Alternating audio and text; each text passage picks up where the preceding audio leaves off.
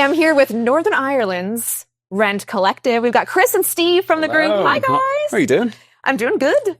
I don't know. I'm sorry. I try not to. I just can't. I don't think you are trying not to.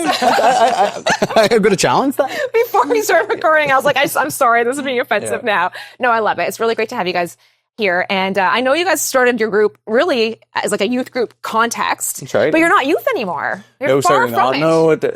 No, far from it, indeed. You all have your own kids now that are growing up as youth. Yeah. So Yeah. how does it feel, and like what kind of lessons have you learned, or like how does it feel to have that way behind you, and what have you learned? Yeah, I mean, in some ways everything's changed, and in other ways not that much has. I mean, I guess the heartbeat's kind of the same.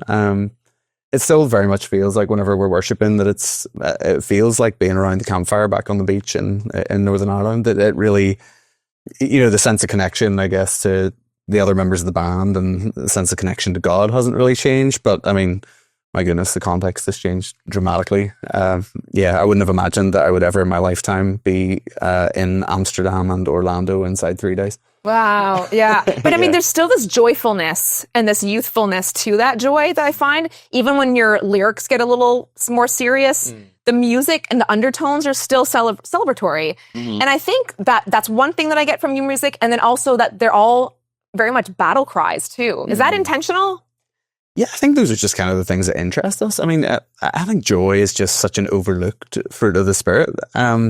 I think we prefer to have a relationship with God that's kind of serious and intense. And yet, I mean, it's just so important to pursue and actually cultivate joy. I don't know if we forget how to be playful as we grow up, maybe, but we're trying not to forget.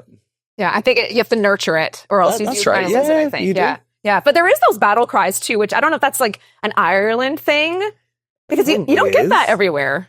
That's it. I mean, well, we grew up in the land of rebel songs for sure. Yeah. And I think that just does come through. I think as well, it's kind of, I think that's the way life feels. I think when we go through those hard times, sometimes we just need those songs of defiance, maybe more than we need songs that kind of,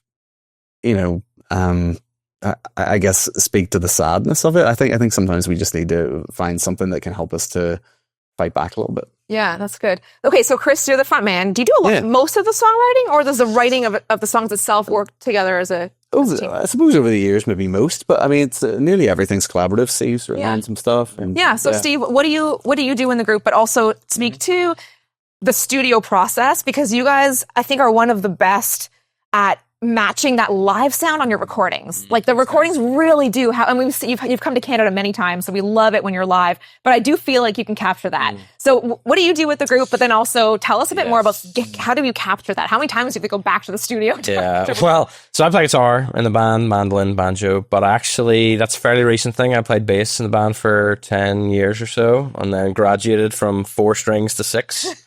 That was a big deal for me and my family. Thank you. Our studio process, for a long time, we've basically always produced our own records, and a lot of times I was on the road in like youth group rooms or kids' rooms, sitting on tiny chairs with a laptop, just sitting there a little bit sad because we're in these tiny rooms, working on the music, and to be honest, not much has changed except now we work in a friend's house most of the time. But it's normally us two and our friend Will, who produces all the stuff with us, and we sit and we just play the songs together until they feel good, and then we try and pick up some instruments that we don't really know how to play and try and put them on there. And that's what the live show is too, is us trying to have fun and play stuff we don't know how to and push ourselves, and we hope that comes across the music. So it's like back to that childlike, joyful, exploratory kind of, in a way. Yeah, that's really fun. And we love your solo music too, by the way, Chris. We've been really enjoying that at our station. But yeah, I think that being able to explore and try new things is something that I think also challenges you, probably, as like bringing you back to why you started. Like you're hustling, like you're still like, hey, we got to keep making this fresh and keep working hard, because it doesn't get easy, I would imagine. If there's something you love to do, it's going to continue to probably be hard because you care. Yeah, that's definitely true. I mean, I think it's actually something that we've come to realize in the last few years is that we got to continue to practice and kind of push the craft a little bit. And sometimes the best way to do that isn't necessarily to try to get 1% better at the guitar that we've been playing for 35 years, but it's easier to get 90% better at an instrument that you've never played before. Yeah, you know, yeah. there's more room for growth. So we're just we've got Irish bazookies, we got hurdy-gurdies, we got all kinds of crazy stuff. So Okay, so you just said words that are not words that I know. barely words. Barely words. So on that note, is there like one or two expressions, like Irish expressions, you could teach me? Yeah, I mean, I would. Like what do people say, like other than bazooki, because I have no idea what that is. But it's basically a guitar. I wouldn't. Okay. Don't dig Give in. me like a saying or something that's said. I mean, what's the crack? That's correct. Okay. That's critical. So what's the crack is the Northern Irish greeting. Okay. So it just means how are you doing, essentially. Yeah. Do you lead with that, or is it like, hey, what's the All right, crack? what's the crack? Like it's sort Yeah. of how's it going? Yeah. Like, What's the crack, mate? And then the answer is 90, 90, like the number? like the number 90. Okay. Yeah. Because meaning you're not 100%, but you're 90%. Is that like saying That probably fine? is where it comes from. I haven't been able to find a consistent source that can tell me why the crack is 90. Well, that's the good answer, and I suppose no crack would be the alternative. Oh. And if someone says no crack, there's not much crack. Okay. I thought you meant like not good, but that means Yeah. like nothing's new. Yeah, Okay. that's it. Yeah, Okay. that's an important one. What else have we got? To be honest, the only other thing that's coming to my mind as a country full of drinkers historically is that we can turn any word into a word for being drunk, Okay. which is banjaxed, blootered, battered. All these words, was absolutely chicken the other night. They all work. You throw it. Honestly, if you throw it into the past tense, anything goes. Yeah. Really funny. Yeah. Okay, I want to talk a little bit, Chris, about your personal journey and how you've been very open lately about some of your struggles. Mm-hmm. Can you speak to people about whether you believe joy and depression can coexist? Oh yeah, I really do. So I mean, I've struggled with depression on and off for years, being in the band, and I haven't really talked about it too much because, well, it's difficult to talk about for one, and then the other part is that it's kind of embarrassing because I guess the expectation sometimes is of somebody who does my job is that we're supposed to have everything figured out, and that's absolutely not true. I don't think any of us do, to be honest. And so I guess wrapping some language around that over the last few years and has kind of resulted in songs like Fight in My Life and maybe even Hallelujah Anyway. But as for joy and depression coexisting, I do think I think they're more interwoven than you would imagine.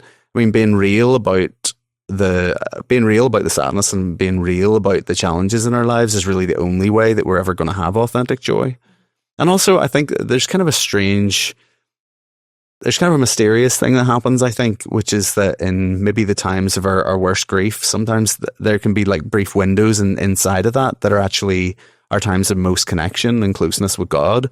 I can't really explain that, but I think most people who've gone through something really hard would say that there's kind of a bittersweetness to that.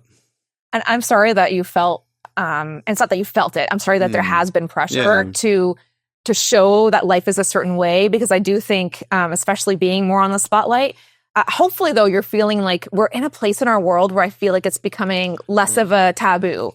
Oh yeah, I think it's changing dramatically. So, I appreciate you, coming out and being honest about it. Yeah, well, I think the whole industry actually has begun just feeling much more comfortable about, I guess, speaking about God and therapy as opposed to God or therapy. Yes, yeah.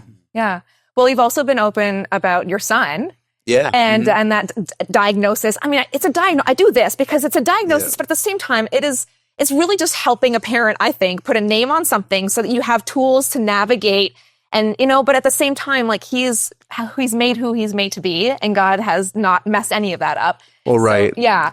Yeah. I mean, outside, I guess, of external expectations that are placed on him, there's nothing really wrong. Exactly. But my kids teach me about God all the time. Like to the smallest little thing about being in nature, or even just how they speak to me or love me. So I just want to wrap up with that. Like what would you say your son is teaching you about God right now? Oh my goodness. There's so much to that. That's a 2-hour question, not a 2-minute one. But I would say by and large, it has really taught me the power of unspoken communication. So my son's nonverbal autistic. So I find that the ways that I express love to him and the ways that he expresses love to me are very tangible, but they're not outspoken. And I think that's the way God communicates too. I think there's a sense in which we have to learn to be able to hear underneath the words. That it isn't always going to be God like literally speaking from burning bush. That isn't the experience of faith. You have to get a little bit better at listening than that. And I think that that's something that's been taught. Really good. Yeah. Well, we love you guys. We love when you come to Canada. So come back anytime. And Absolutely. Chris, We are coming back. Solo stuff too. True, actually. Nice. We'll come back in the fall. Right. Well, East Coast. love it. Love it. Just can't get enough of that Costco poutine. That's it. Poutine. Yeah. Okay. Well, next time I'll make sure I try to remember to ask you what's the crack. That's right. Yay! Crack's Thank you 90. guys. Chris and Steve from Rend Collective.